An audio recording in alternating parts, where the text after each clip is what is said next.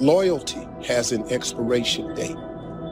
The problem is when you're the nice person, your loyalty lasts far longer to certain people than it should, because their loyalty to you has been expired. But you being the good person, you hang on to friendships and become forgiving far longer than you really should be. Loyalty has an expiration date. I came to talk to you as living creatures who have found restrictions in the place that you once found nurture and found yourself imprisoned by narrow thinking people and narrow thinking circumstances and narrow evolving predicaments. I came to tell you that you cannot feed in one realm and stay in that realm, that if you get enough on the inside of you, you will find a discomfort in staying in the dimension that you once lived in. And I came to prepare your hearts and minds. If you're not prepared to go through some bloody stuff and some stinky stuff and some dirty stuff, you don't want to keep feeding on this kind of word, because if you feed on this kind of word, it will open up your mind and open up your thinking and open up your ideas and open up your concepts until all of a sudden you are uncomfortable in what you were once comfortable in. You're thinking on another level, and it's causing a separation, because what used to be funny isn't funny anymore. What you used to enjoy, you don't enjoy anymore. And what you used to be satisfied with, you're not satisfied with anymore. And all of a sudden, you don't fit in the places you used to fit in. And you don't even understand it. And they think you're acting funny, and they think you're acting strange. And they say things like, you forgot where you came from. I didn't forget it. I just can't stay in it.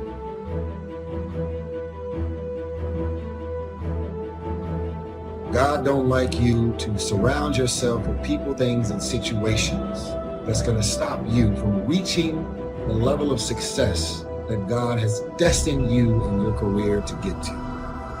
That's why God gave us free will. God gave us a choice. He is revealing to you over and over and over again that you are talented, you are beautiful, you are special, you are an individual. Where God has destined your life and your career to be and go, you cannot get there with all of the people that you showed up. Normally when you find yourself cutting off dead weight, because your boat is at its capacity. If the boat is at 1,500, and because you're loyal, you have your boat now at 4,000 pounds in capacity. You are now on a boat that has blessings and opportunities, but it's overweight. It's past its capacity, which means that if God has destined your life to get from here to where it's destined to be, you're carrying dead weight. Your boat is either going to sink, or God has destined your life and your career to get to the ultimate blessings and the goals and where you're supposed to be. Because you got all this dead weight and you're operating over your capacity, it's going to take you that much longer to get there. I've got to get out of here. I got to get out of here. I got to get out of here. I've got to get out of here. You tell your old twin, you can stay in there if you want to. This might be okay for you, but I got to get out of here. Even if I have to fight my way out, I've got to get out there. If I've got to pull and pull, I've got to get out. I've got too much vision to stay in this rut. I want to talk to you today about connecting with the right people. Your destiny is too big to get there on your own. God has already arranged certain people to speak faith into you. He's placed in your path people to inspire you, to help you grow and accomplish your dreams. But the reason some people never reach their highest potential is because they never get away from the wrong people. You've got to connect with people that understand your destiny. People that appreciate your uniqueness. People that can call forth your seeds of greatness. Not people that are always pushing you down, telling you what you can't become, never giving you their approval, no matter how good you do. Life is too short to drag people along. If you will get the wrong people out of your life, then God will bring the right people into your life. And some of you, the only thing that's holding you back is your inner circle. The people that are closest to you, they're with you, but they're not really for you. You're constantly having to persuade them that you're okay and convince them to get on board. You're spending all your time and energy on someone that doesn't understand your destiny. I'm going to change where I change. I'm going to transition where I transition. Ready or not, here I come. Like it or not, here I come. Celebrate me or not, here I come. The hardest thing to do, the hardest thing to deal with, the hardest thing to manage, the hardest thing to put up with is transition. The thing we hate the most is transition. We hate it because it takes us out of our element. It takes us out of our comfort zone. It takes us out of the place where we are secure and we've learned how to manage and control everything. You cannot control everything when you are in transition. It is what it is. It happens like it happens. I can't get my hair done and do it. I can't be pretty about it. I got to come out any way I can. I'm in transition. I can't meet with the board or get everybody to approve it. When my water breaks, get ready. Here I come. Touch your neighbor and say, move. Move. I'm grown out of this spot. Move. I'm coming into another dimension. Move. I see a door opening for me. Move. Born again, again, and again, and again. Because if you look back over your life, every so often, every so many days or situations or circumstances, you find yourself in a world that's too small and too tight and too limited, and you have to go through a birthing process from one dimension to get into the next dimension, and you are being born again and again.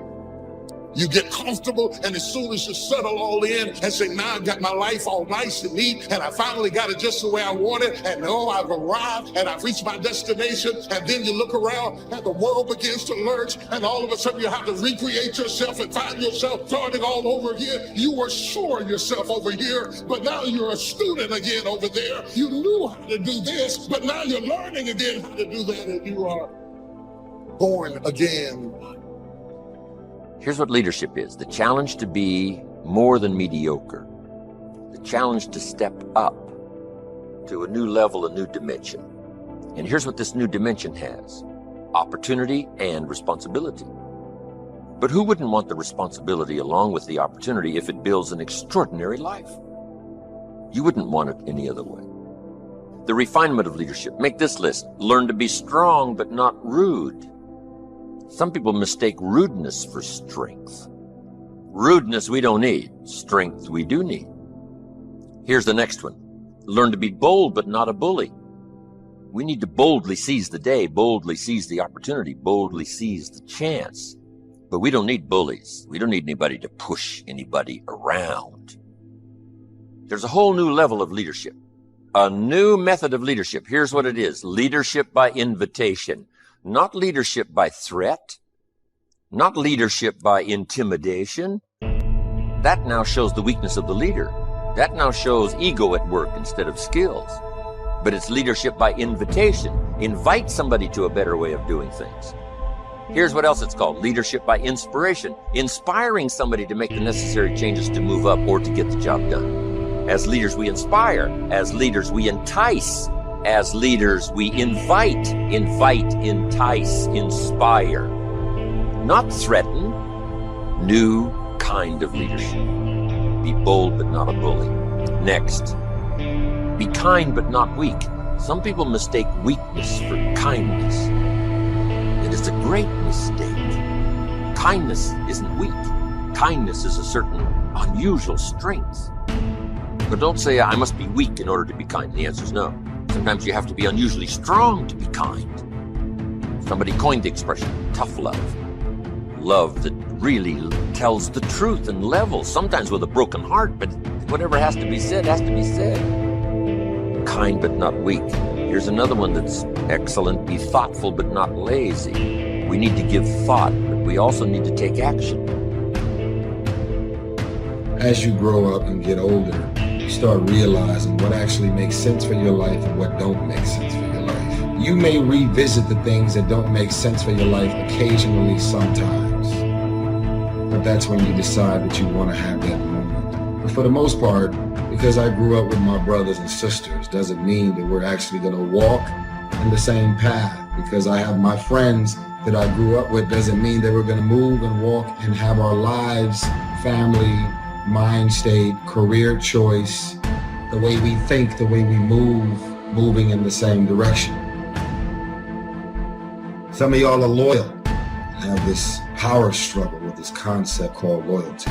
You're so loyal. You're watching your career and your life and your surroundings crash and burn because you're being loyal to those friends. They're insecure and threatened by you, and anything that you do and any move that you make, they ask you questions like, yo, what you got going on? And they seem to be curious.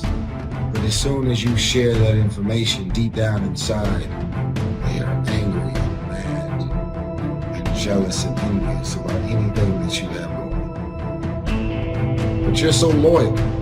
You're so emotionally tied to these people that you found yourself being committed to because you grew up with them, because you know, because they have the same blood as you.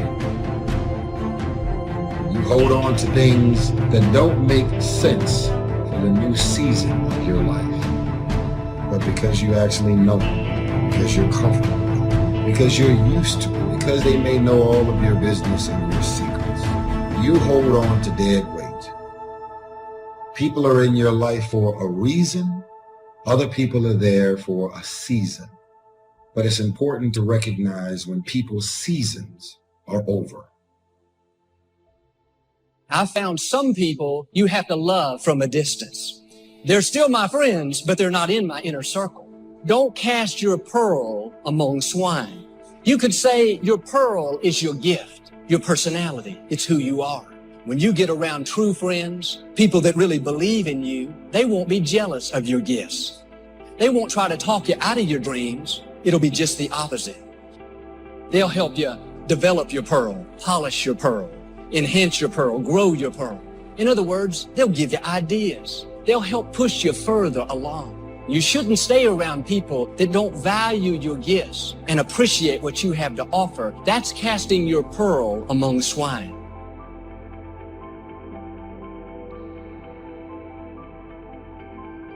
You need to dream without just being a dreamer. Head in the clouds, yes, dreaming lofty dreams, but feet on the ground. Here's 2 or 3 more. These are excellent. Be humble but not timid. Some people mistake timidity for humility. Humility is a virtue. Timidity is an illness. It can be cured. It can be managed. And if you are timid, you got to work on it. I'm telling you, it's a weakness. It's not a virtue. But you must turn your timidity into strength and keep working on it and keep working on it until finally you have driven it into such a small corner that it does not devastate your life anymore. But humility is a virtue. Expands your ability to understand the vastness of it all and how small we are in relation to everything. Humility that causes you to get on your knees and talk to a child without any fear how you'll look. Humility to understand, yes, humans are unique, but in the vast space of it all, we're all pretty small. Yes, we know, but what we don't know is so much greater than what we do. Here's a couple of more. Be proud without being arrogant.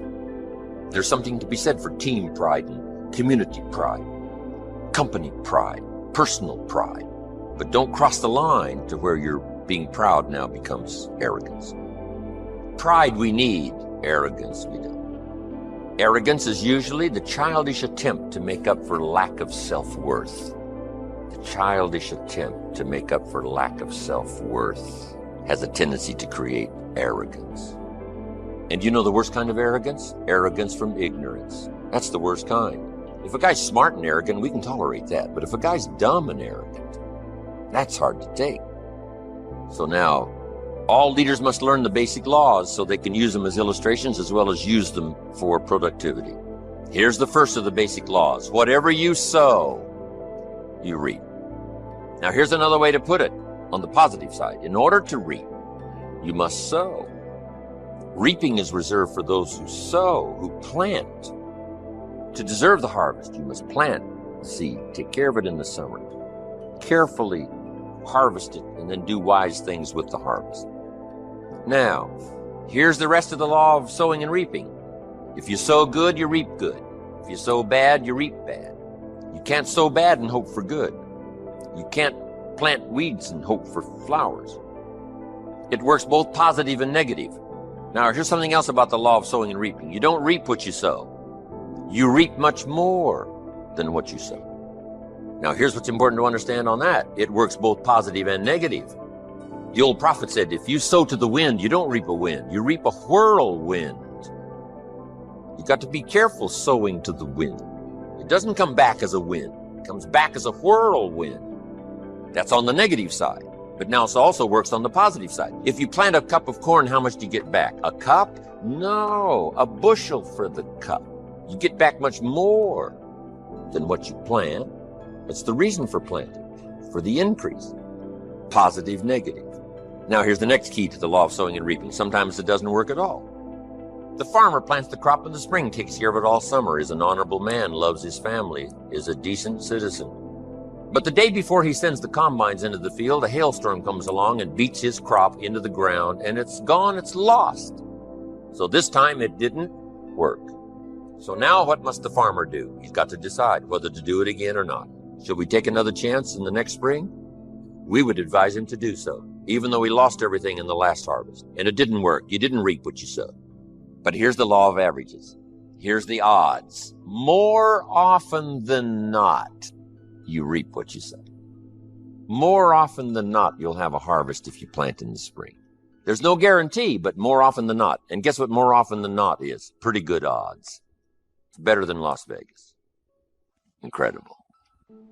Next, one of the most important laws to learn is the law of averages. If you do something often enough, you'll get a ratio of results. Once you understand that, the world is yours. Learning to employ people in the unique thing called the law of averages is stunning in its result in terms of fortune, future. In baseball, we call it batting average. Swing 10 times, get a hit. Swing 10 times, get a hit. Nobody bats 9 out of 10. Some of these guys are getting $5, $6, $7 million a year, batting 2, 3 out of 10. So you don't have to be perfect here. All you have to do is understand the law of averages. Now, even if you're only getting 1 out of 10, you can now start to compete. If you've been here a long time, you can get 9 out of 10. I just joined, I can only get 1 out of 10. I'm telling you, if we have a contest, I will beat you. Say, well, you just started, how could you beat me? It's very simple. While you talk to 10 and get 9, I will talk to 100 and get 10. I win. Isn't that clever? Here's what I do if I'm new. I make up in numbers what I lack in skill. Once you understand the law of averages, I'm telling you, it's so exciting to work with the law of averages. Here's the next important law, called the law of faith. Faith is the ability to see things that don't yet exist. Faith, though, can turn difficulty into reality, positive reality. Here's what faith is for. Number 1, faith is the ability to see it as it is. Faith doesn't mind seeing it as it is because faith is a miracle worker. Faith does not ignore the negative. Faith uses the negative because if there was no negative, there'd be no need for faith. If everything is okay, what would you need faith for? You need faith because it isn't okay. Now, what isn't okay? Who knows? The situation that isn't okay. So here's what faith does. Number 1, faith does not ignore the negative because faith now stands as the miracle worker if you let it work. So faith sees it as it is. If it's ugly, it's ugly. If it isn't working, it isn't working. If it's a mess, it's a mess. It doesn't hurt to call a mess a mess. You don't need to fancy it up here. If it's broke, it's broke. If it's miserable, it's miserable. Faith doesn't mind admitting that. Faith doesn't mind seeing that. Here's why. Number 1, you can see it as it is. That's the beginning of faith, seeing it as it is. Now, here's the second step of faith. See it better than it is. Couldn't you see beyond the mess? The mess is for today. Couldn't you look into tomorrow? The answer is yes, I guess I could look into tomorrow. Humans have this incredible ability to look into tomorrow, to look into next week.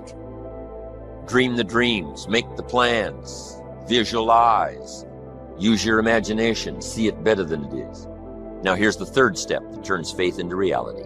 Make it better than it is. Faith now must be invested in the muscle. But if you invest faith now in the action, you can take any situation and make it better than it is. Next, in the beginning of faith, seeing it as it is. Don't see it worse than it is. Don't blow it out of proportion. Some people have this tendency to blow it all out of proportion and say, well, it can't be that bad. If it's this bad, that's how bad it is. You don't need to multiply how bad it is by 10. Just as it is, that's the deal. As it is. Don't see it worse than it is.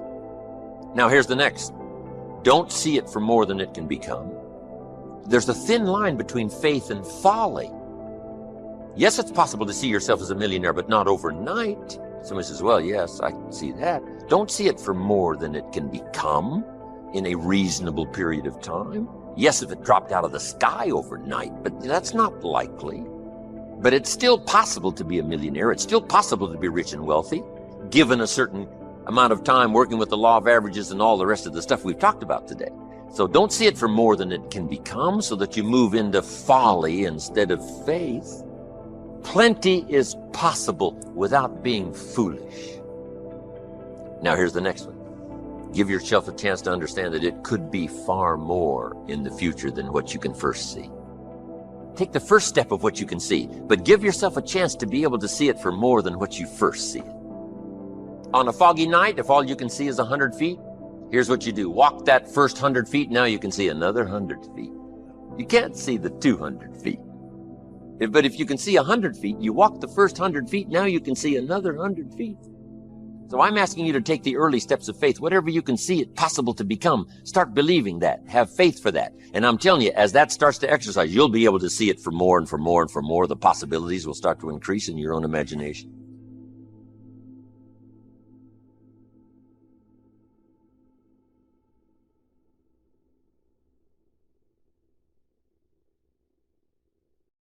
Stay right here on Faith Street, y'all. The box you asked for is coming. Everything on my vision board I get. I built on my house one time. My wife wanted a special kind of car. And I built the garage, the extra garage on the house. She came out there and saw them. She said, Steve, what are you doing?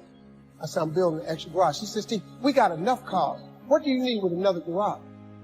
I said, don't worry about it. 2 years went by. I had been looking for this car. I went to dealerships. They said, sir, there are none in that color. I said, she want a white. I said, so I went to the dealership. I said, I want you to get this car in for my wife. She said, sir, there are none in the country and none being made. I said, okay. But when the car come in, could you accept it into your dealership and call me when it get here? He said, sir, I done told you. I can pull it up on the computer. There are no cars in that color, that make or model. Do you want another color? I said, no, my wife wants white. She said, sir, we don't have that. I said, I've already built the garage. I've already built the garage. All my garages have chandeliers in them. I don't have doors that go over. All my cars have chandeliers hanging over. And I have marble floors in my garage. I like stuff like that because I saw it one time. So I said, I've already built the garage. He said, sir, there are no cars like that anywhere in the computer base. I said, I just need for you when the car comes in. So a year went by. I said, any word on the car? He said, no, I've called the factory. They're not even making it anymore in that color. I said, okay, I'm looking for this color right here. He said, sir, we don't have it. I said, I'm going to give it to her for her birthday, October 10th, 2016. He said, sir, that's impossible. I said, no, it's not. No, it's not. It's just a car that I'm asking for in a particular color. How that's impossible? He said, sir, I can't find the car. I ain't asked you to. I asked you when it come through, would you accept it into your dealership and call me? That's all I asked you for. 2 weeks before my wife's birthday, I got a phone call. It was Perillo from Gold Coast in Chicago. He said, Steve Harvey. He said, are you sitting down? I said, no, I'm standing up. What's that? He said, you're not going to believe this. A guy bought a car a year ago. It's been sitting in his garage. It has 8 miles on it. He brought it to me to turn in to me and asked him, how much would I give him for it? I said, what is it? He said, it's the white car you've been looking for. I said, I'll be up there to get it. He said, this is unbelievable. I said, that God I serve, He's an unbelievable God. I don't listen to what nobody tell me.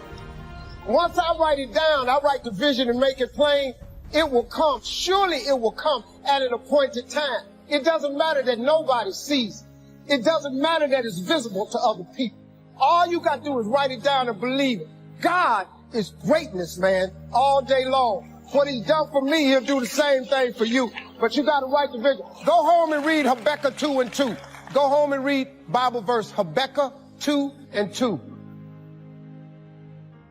I'm going to give you the two scriptures that changed my entire life. Now, I had heard these scriptures growing up, but it didn't sit with me until I was homeless. The first scripture, you have not because you ask not. Now listen to me. I cannot tell you how important that single scripture is. A lot of the problems I was having, and you may be having just like me, is because what I was asking God for was the wrong stuff. I kept going to him too small. I was praying for stuff that really didn't need that much of a prayer. Lord, help me make my rent. Well, don't he always? Don't you always get your rent? What about if you change that? Suppose you said, Lord, help me make my mortgage. You think God don't know you ain't got the down payment? You really think God don't know you need another job? He know all of that. But if you don't ask him for it, he can't. God don't give you what you want. He give you what you believe. See, you've been blowing it. If you up your ass, he ups his gill. That's his promise. You have not because you ask not. Lord, help me fix my car so I can make it to work. Stop praying over these raggedy cars. Why don't you ask God for a car that don't need fixing? Oh, you think that's too big for him? Is that it? So you don't ask this great God for big stuff because you don't see how you can get it. You're not supposed to see how you can get it. You're just supposed to ask him for it. See, the how-to is none of your business. You keep getting in the way of the blessing because you all up in the how-to part of it. Show me the scripture where he tells you to figure out how to do anything. He don't ask you to how-to nothing. You have not because you ask not. Second, you don't have it written down. Everything you're asking God for, it has to be written down. This is not a theory. This is another scripture. I'm going to give it to you. It's in your Bible. Habakkuk 2:2. It says, write the vision and make it plain so that he who reads it will run to it. And even though it tarry, that means take a long time. Wait for it, for surely it will come at an appointed time. That's in your Bible. That's in the copy you got. That ain't in the rich people's Bible. That's in the copy you got. It's in the drawer at the hotel. It's Habakkuk 2:2. Write the vision and make it plain. Everything you want, you're supposed to write down. I'm telling you, man, this is how it works. You know, some rich people don't really have degrees. Bill Gates and Mark Zuckerberg, they ain't got a degree between them. But they got more degrees working for them than a thermometer. Education ain't in the Bible. Harvard is not in there. UCLA is not in the Bible. You just need the word. You need to know what it's saying applied to you. You know why? Because it's a promise of his. He ain't never lied. He always come through. If I was you, I'd try that. If you keep doing what you've been doing, you're going to keep getting what you've been getting. If somebody came and told me to do that, I would at least give that a try. Those two scriptures can change your mind. Everything you're going through is preparing you for what you ask God for. The bigger the stuff you ask God for, the greater the requirements. Now, if you don't want nothing to happen to you, quit asking for stuff. You can simplify your life right now. Quit wanting something. But I got to tell you something, though. That's a hard life. You know, the Bible says to whom much is given, much is required. But when you ain't got nothing, You know, where my rent coming from? That's every month. You got to figure that out. How we gonna eat? We figuring out how we gonna make these ends meet. Every month, that's hard. So I've been at every economic level there is. I've been stark, raving poor, and I've been well off. It's way better to have money. Don't let nobody fool you. I don't know what somebody done told you about money, but I've had none for an extended period of time. I mean, none. Now, you got some problems with money that you can't imagine. When you get it, you gonna have. It ain't a week go by, I don't get 2 to 3 pieces of bad news. But you know what I do? I take all that bad news with the knowledge that God must have something else for me. I live my life in expectation. Therefore, guess what? He gives me what I expect. I expect a life of abundance. You think they take this show from under me? You think I'm finna crumble? Don't even worry about Steve Harvey. Don't you know he got something else for me? Something way bigger, something way better? The people make decisions, they think they crumbling me all the time. They've been making decisions about me for years out here. They can't do nothing with me. I keep showing up over and over and over and over. I'm from Welch, West Virginia. I grew up in the hood. I've been shot. I've been laying on the street that's named Steve Harvey Boulevard. On the street they said I was dying on. They thought I wasn't gonna get up out that street. That same block I was dying on is named after me now. You can't tell me nothing about what God can't do. God do the impossible, man. See, I expect great things to happen to me, even in the midst of trouble. I dare you to start writing everything down you want. I dare you. I dare you. I dare you to call. You look, man, if you call out God on his word, you better be ready. Cause you're about to get checked. If you call him out on his promise, he gonna check you. I've been checked over and over and over till I got it. I don't even fool around no more. I go to God, I ask him for it. Then I write it down. Maybe you just want $100,000 a year. Put it down. Maybe you're just trying to do something nice for your kids or your grandkids. Write it down. How much you want to make a year? How much would you like to see in a savings account? Write this stuff down. This is critical information. It's not a magic trick, man. Quit tripping. This is real. This is how it works. Rich people do this all the time. We ain't out here just making paper because we that good at it and God love us more than he love you. That ain't why we getting it. We getting it because we understand the principles of success and we apply them to our life. Don't let these rich people out here fool you. All these people out here got vision boards. They might not tell you about God, but that's their problem. I don't do nothing without mentioning him because I would be nothing without him. I'm awash without the Lord. Do you hear me? I'm nothing without him. I'd still be living in the car if it wasn't for him. But he came and he got me because I kept asking him over and over and over and over. I dare you to go home and call him on his word. Now, be prepared now. You're going to get checked. He going to check you because you don't question it. Whatever position you find yourself in today, we put ourselves there by a series of thoughts and actions. Thoughts turn into things. That's very important to know.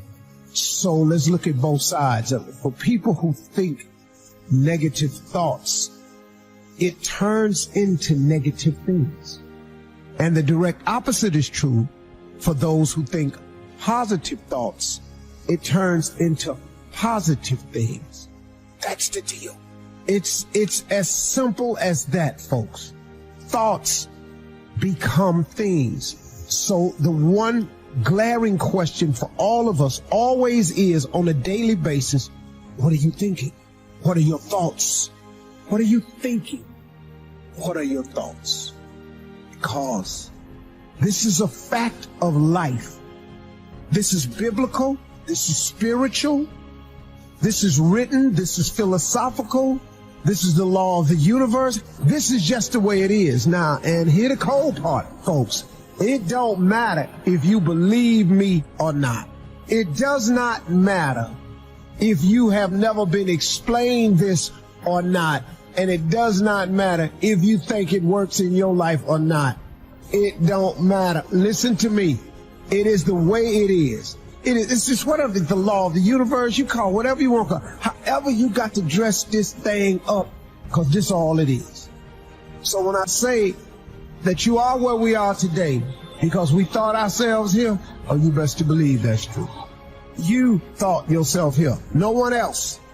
See, let me explain something. I got people around me who so badly want to take credit for it, but I don't allow it because I keep pointing to the heavens. By grace and mercy, by blessings from God, my life is because God has seen it to be so. Oh, but I got plenty of people around me who want credit for it and want you to not give credit to God and give it to them. I got that. But it's okay. It's so clear to me what my father was saying to me, man. I get it as I get older and older. People come into your life for seasons, and I guess that's the same thing. You know, they season up, they gone.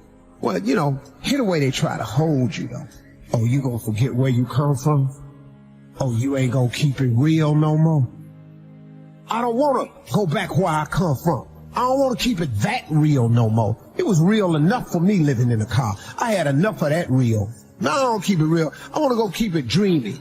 I want to go keep it fantasizing. I want to keep it out of this world. I want to see what that's like. So no, I ain't going to forget where I come from, but you ain't going to hold me to that thing. Thoughts become things. Where are the things that you want written down? What do you think about the most? How grateful are you for what all God has done? Where you at with that?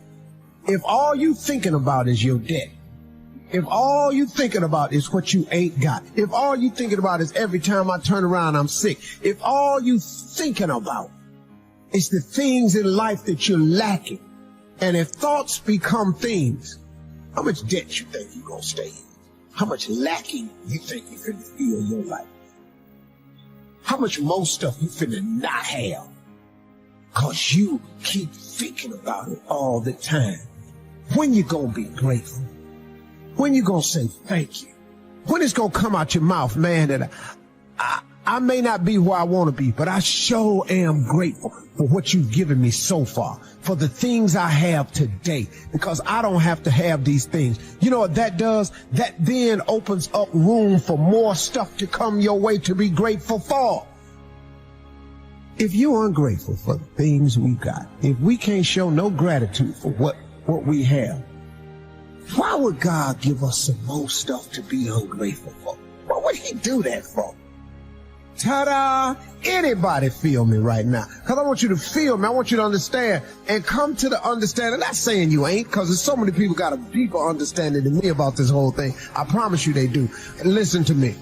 I'm just trying to get you to walk up in this light, man, so you can go on with your life and quit tripping yourself out with your thoughts, because thoughts become things.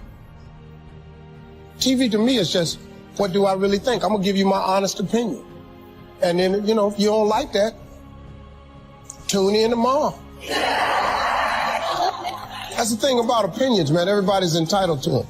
I was watching Joel Osteen on TV one day, and he said, people's opinion of you is none of your business, nor should you make it yours. You get in a lot of trouble worrying about what somebody think about you, when really, what difference do it make? Whether they wrong or right, and what difference do it make? The majority of people who have a negative viewpoint of you really don't even know you. What I found about being successful is, it wasn't me who changed. It was people's opinion of me that changed. You know, I got more, and I'm the same dude, but your opinion of me has changed. Now you think I'm all that, when in actuality, I really am humbled by all this. I really can't believe God let me have this. I really do understand that I am here but by the grace of God. I'm clear about that. I am so clear about that. It ain't me. It's not me. See, I know the decisions I made, and I know how it got me where I got to. I know how my life turned out when I gave it over to him. I gave my life to God. Now, I may not be the Christian you think I ought to be, but once again, your opinion of me, it doesn't matter to me. I've just learned not to allow people opinion of me to bother me or stop me. Publicly, man, I've been ridiculed and ate alive on that internet. You this, he think he this, I can't stand him. He this, he that. You know, I've been everything on the internet. I don't care. When you get through reading that stuff, cut your TV on. Turn it to almost any channel you want to. 7 days a week. The little dude that you keep hating on, that God I serve, he ain't hated me yet. He ain't hated me not now time. And I've discovered something. Look, man, what God got for you, nobody, no hater, no employer, no co-worker can stop nothing God has for you. God is in the blessing business, but better than that, he's in the forgiving business. See, if God wasn't a forgiving God, I'm not here today. But God had to forgive me over and over and over and over and over and over and over. I can't count the times he done forgave me. See, I just never let my failures define me. See, when you make a mistake, just get up and go again. What you tripping for? I made public mistakes. Let me tell you something, man. When I, Miss Universe, I have to apologize. I took that myself. You know how many people wrote me off? You know how many letters I got from TV execs? We're proud of you for doing the right thing, but oh my God, a horrible mistake. I hope you're gonna be okay. You hope I'm gonna be, what, my career over because of that? People wrote me off. You know what, I just got up. I kept coming to work. I just kept coming. I kept showing up. Because eventually, well, what you gonna do? The time has come. You know, my father used to always tell me something. You're gonna either get over it or die mad. You got two choices. You can get past it or you can die mad. Now, if you want to die mad, carry your ass on. And just die mad. But God forgave me, so I got up and I kept going. Your mistakes don't define you. Life is 10% what happened to you, is 90% what you do about it. I just stood up like I had some dignity. And I just kept performing, kept telling jokes, kept entertaining people. To the point now where it don't even matter. That pageant is the biggest pageant they've ever had. Everybody tune in and see who the f*** I'm gonna say this year.